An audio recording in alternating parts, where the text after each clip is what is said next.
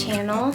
Today's video is all about the books I read in January 2017, as well as an update on the reading challenges that I am participating in this year. I read 4 books last month. Each one fit into a category in the Modern Mrs. Darcy 2017 Reading Challenge, as well as my Goodreads pledge for the year, which is 50. First up is Wicked, The Life and Times of the Wicked Witch of the West by Gregory Maguire. This book is set in the world of Oz from the Wonderful Wizard of Oz book by L. Frank Baum. I read that book for the first time last year after watching the movie a bunch of times over the years. This book is specifically about the Wicked Witch of the West, which Gregory named Elphaba. And if this sounds familiar, it's a hit musical now. And the musical is just amazing. It's one of my favorites. I've never seen it, but I know the story. I know the soundtrack by heart. This book is really addicting. I really enjoyed it. I was obsessed with it. I couldn't put it down. My biggest criticism about this book is that there was a lot of sexual themes in it, and it felt forced most of the time. It was almost like those things were thrown in to sort of remind you, like, oh, this is an adult book, you know what I mean? It just felt really in your face and unnecessary. And yeah, that was my main point about this. I know this is an adult book, but it's also based on the world from a children's story, and I feel like it could have been toned down a lot. You won't really know what I'm talking about unless you read it, but just some of the language and the circumstances that arise, I don't know, it just felt unnecessary. Other than that, I really loved this book. Up next is a major thing for me. I've never read Harry Potter. I know, that's like a crime, but growing up I was just never really interested in that kind of book, so I never read it, and then into my teen years I still didn't really care. I don't really know why.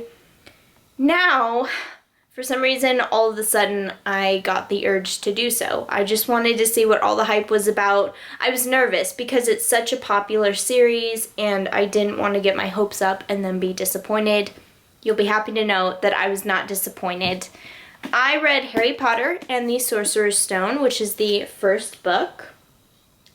This is, of course, by J.K. Rowling. This book is everything you need in a magical fantasy because it draws you in. The details of the world that J.K. Rowling has created, it's so impressive, and it just sucks you in. You can't stop reading. You want to be at Hogwarts with Harry and Ron and Hermione. I totally get all the hype now, and I'm really glad that I've started because now I can feel like I'm an official member of the fandom. If any of you are curious, I have been sorted into the Ravenclaw house. Woo woo. The next book I read is The Rook by Stephen James. This is part of the Patrick Bowers Files, a series of crime thrillers. It follows Special Agent Patrick Bowers. I've read the first 2 books before. I reread The Pawn last year, and then The Rook, book 2. I don't know why I never finished this series because honestly, these are some of my favorite books ever. They are so good. If you're into crime and if you're really into stuff like Criminal Minds, the TV show, this is great because it reads from the perspective of a couple different people. You read from Patrick's perspective.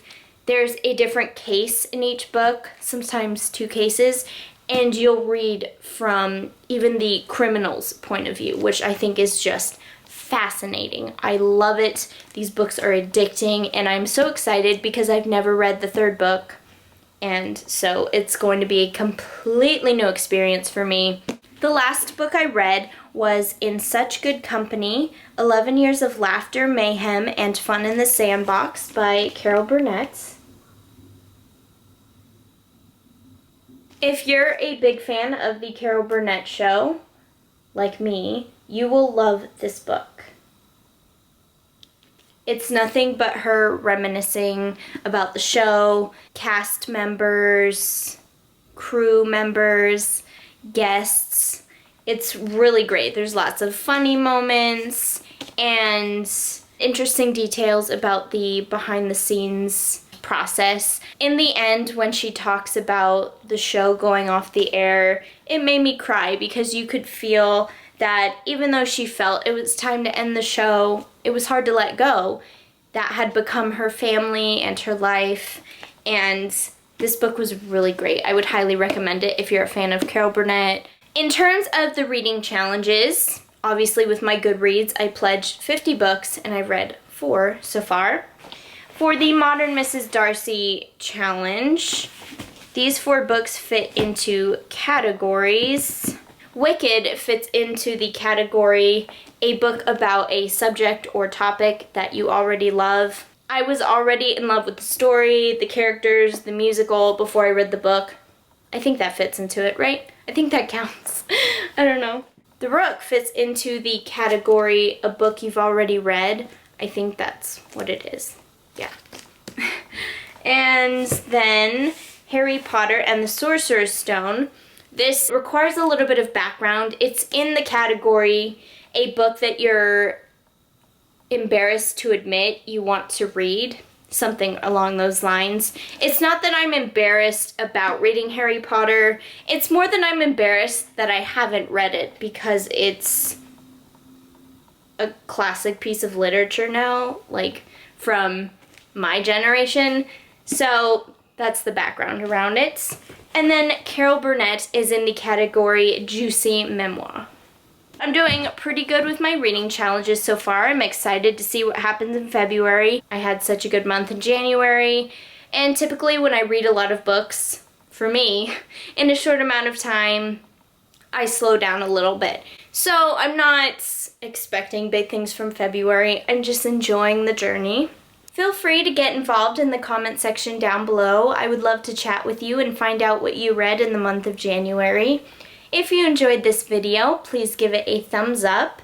Don't forget to hit the red button down below to subscribe and become a member of my YouTube family. Also, click the bell to turn on your notifications. I will see you in my next video. Bye!